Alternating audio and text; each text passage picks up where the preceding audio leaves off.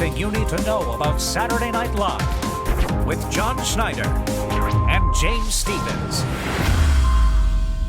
Welcome, everybody, to everything you need to know about Saturday Night Live. My name is John Schneider from the Saturday Night Network. And I'm James Stevens, and thank you for joining us as we explore season by season the cast members, sketches, characters, and backstage stories that have made SNL a television institution. So welcome to everything you need to know about Season 8 of Saturday Night Live.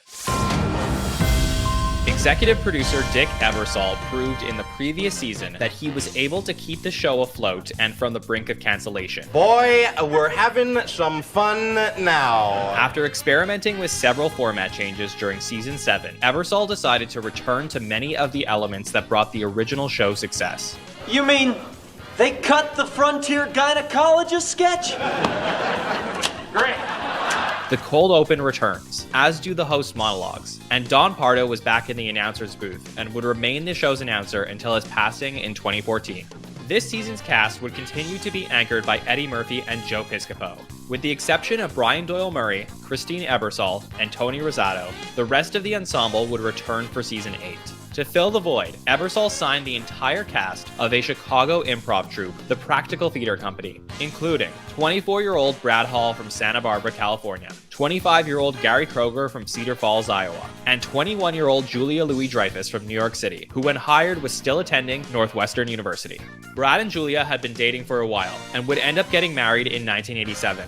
Their fellow improviser Paul Barros joined the show as a writer. The 8th season of Saturday Night Live premiered on September 25th, 1982, with host Chevy Chase and musical guest Queen. Kind of. No. Chevy isn't in the studio. In fact, he is live via satellite from Burbank, California. Delivered by Chevy through a video monitor, the episode does mark the return of the opening line. Live from Burbank and New York, it's Saturday Night! The news segment is now titled Saturday Night News and features Brad Hall as the new anchor. Good evening. In an effort to fill the somewhat hostless void, we do get a cameo from Danny DeVito, as well as film critics Siskel and Ebert, who reviewed the show while still in progress. And it reminded me of college humor, freshman year.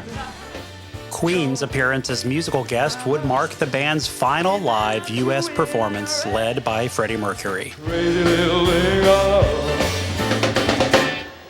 American actor Louis Gossett Jr. would host the next show. Don't you eyeball me, boy! We get a cameo from Mr. T at the height of his fame. I pity the fool! Robin Duke wrote and plays the wife of the professional wrestler in the commercial parody Mr. and Mrs. T Bloody Mary Mix. The strategy for a real Bloody Mary is 3 parts Mr. and Mrs. T Bloody Mary mix to 1 pint vodka. Ron Howard is our next host. I have spent my entire life in prime time being repressed. Followed by the return of Howard Hesseman. Howard, we're live. Yes, we are live. The Hesseman-hosted episode has the show displaced from Studio 8H. Studio 8H is being used by the news department to cover the upcoming elections, so we've been forced by NBC to do our show from 2 separate studios. Special guest comedian Bill Irwin performs an eccentric routine, further displaying Ebersol's interest in breaking up the format of the show.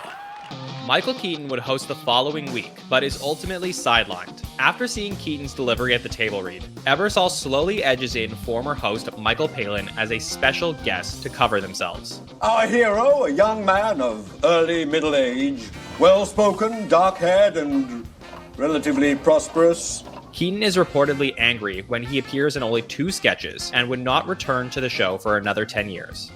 Our next host, Robert Blake, was ostensibly difficult backstage. What are you making a fool out of me for? Hey, you don't need us to make a fool out of you, Bob. You do a pretty good job by yourself. Allegedly, when Gary Kroger approached him with a script, he crumpled it up and threw it at Gary's face. And, in a rare appearance from Dick Ebersol, the executive producer uses the opportunity to explain why Andy Kaufman hasn't appeared on the show recently, even after being promoted. And in my opinion, Andy Kaufman is not funny anymore. And I believe you, the audience here, agree with me. It would turn out that this was all part of an elaborate plan involving Kaufman on the following episode. Next, 7-year-old Drew Barrymore makes her hosting debut. Ebersol's gotta be crazy, booking a 7-year-old to host this show. making her the youngest person to ever host SNL. So you think he's nuts too, huh? He's gotta be nuts to cut Andy Kaufman. Similar to the Larry the Lobster gag from the previous season, throughout the night, viewers are asked to call in to decide if Andy Kaufman should be allowed to return to SNL or dumped from the show, never to appear again. Ebersol was confident at first that Andy would be safe, but as the show progressed, it was clear that wasn't going to be the reality. The viewers voted to dump Andy Kaufman from SNL. Sorry, Andy, you'll never be on Saturday Night Live again. He would appear once more in January to thank the fans that did support him. The Smothers brothers would host the first episode in December. Parents, do you want to have the kind of kid my mother did? Of course not. Now you could give your family something mine never had. An only child. That night's Saturday Night News segment served to debut another of Tim Kazurinsky's characters, a close personal friend of Gandhi who ponders the universe's unanswered questions. Does the light really go out when we close the refrigerator door? We do not know, because we eat the only witnesses. The following episode was scheduled to have Eddie Murphy's 48 Hours co-star Nick Nolte hosting. But when Nolte backs out of the show midweek, Ebersol chooses to have Eddie serve as host, a decision that reportedly was difficult for Eddie's castmates to swallow. But I know you people tune in to see one of the stars of 48 Hours host the show, and damn it, you're gonna see it, because I'm a host the show. Live from New York, it's the Eddie Murphy Show! Even Steve Martin, who makes his only appearance during the non-Lorne Michaels era, had this to say. I'm sitting home alone. I say, what's going on here? No host, and I'm sitting home alone? I mean, you're taking money out of my pocket. At the height of his popularity on the show, Eddie Murphy became the first and only cast member to date to host Saturday Night Live while still in the cast.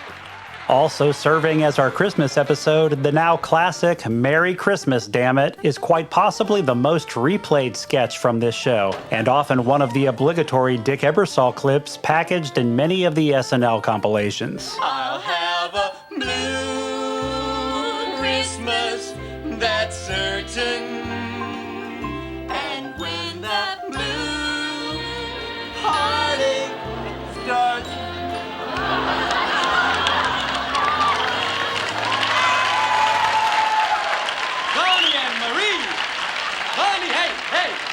Hey, shut it up.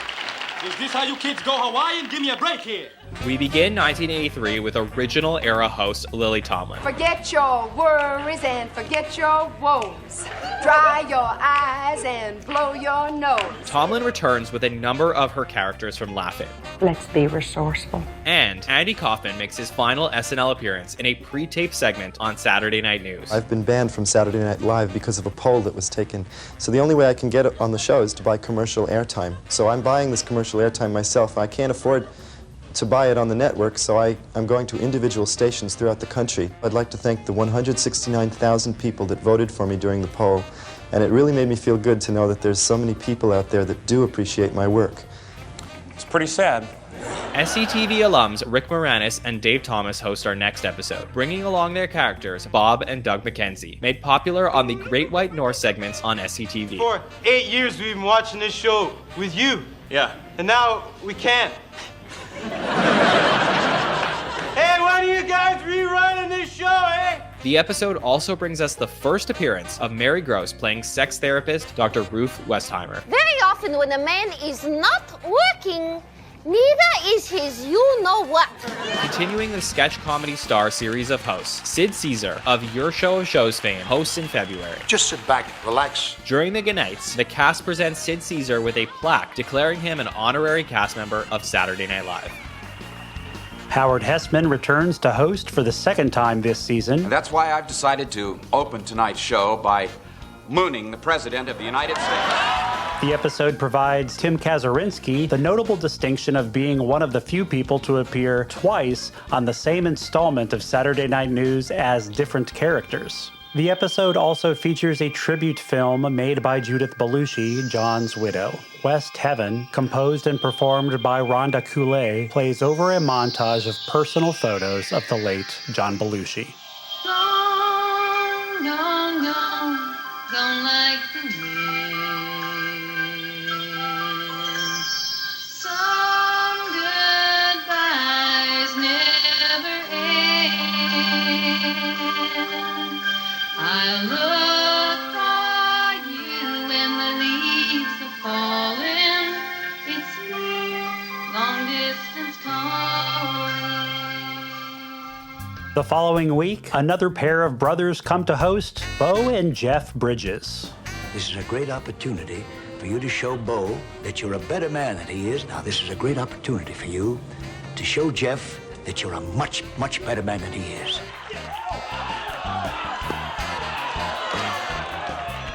Beau, you still want to be my favorite son?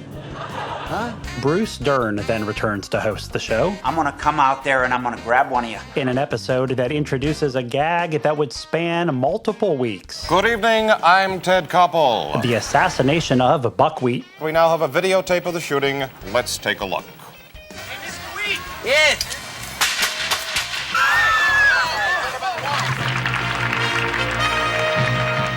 The shooting of Buckwheat, America stunned. Brought to you by Texon. Life goes on, and Texon is there. In the Robert Guillaume hosted episode, we are introduced to Buckwheat's assassin. He is this man, 27-year-old John David Stutz. John David Stutz, the man behind the gun. Brought to you by Mutual Life, because you could die tomorrow. When Joan Rivers hosts a few weeks later, I was having my kid, and that was just during conception.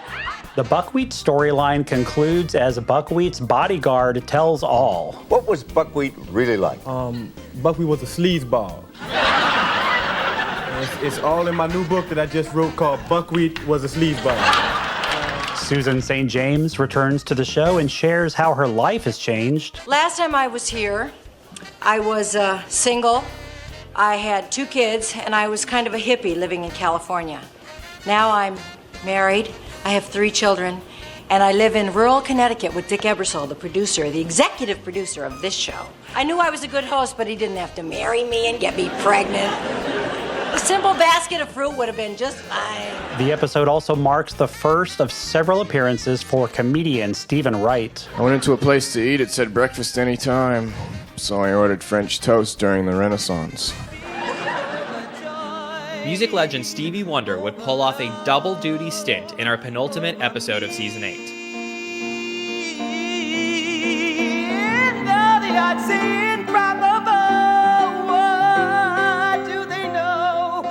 Stevie used an earpiece throughout the night, which allowed for his brother to feed him his lines. And a commercial parody featuring Eddie and Stevie would mark another now classic moment from this season. The Canon AE1, a camera so advanced, so simple, even Stevie Wonder can use it. So simple, anyone can use it. We close out the season in one of the few instances in the show's history that begins without a cold open. From New York, it's Saturday Night Live! With then Mayor of New York City, Ed Koch, hosting, the 8th season of Saturday Night Live comes to a close. Good night, America. New York City loves you. Come visit us. You'll have a terrific time. Season 8 is certainly peak Eddie mania. At this point, Eddie Murphy has become even bigger than some of the stars that have come to host, with Eddie hosting an episode himself. But the season has also showcased great contributions from Robin, Mary, Tim, Joe, and new additions Brad, Gary, and Julia, in a season that really felt like SNL was returning to form. Excuse me, is this ledge taken? By the summer, Dick Ebersol senses that it'll be difficult to keep Eddie for another full season, something that will require more innovation to the show's format. If you are enjoying this series, don't forget to like and subscribe to our YouTube channel below, and follow us on social media to see our posts of all the sketches you need to watch from Season 8 of Saturday Night Live. Saturday Night Live Season 8 is available now on Peacock. For all of us here at the Saturday Night Network, I'm John Schneider. And I'm James Stevens. Good night, and right on.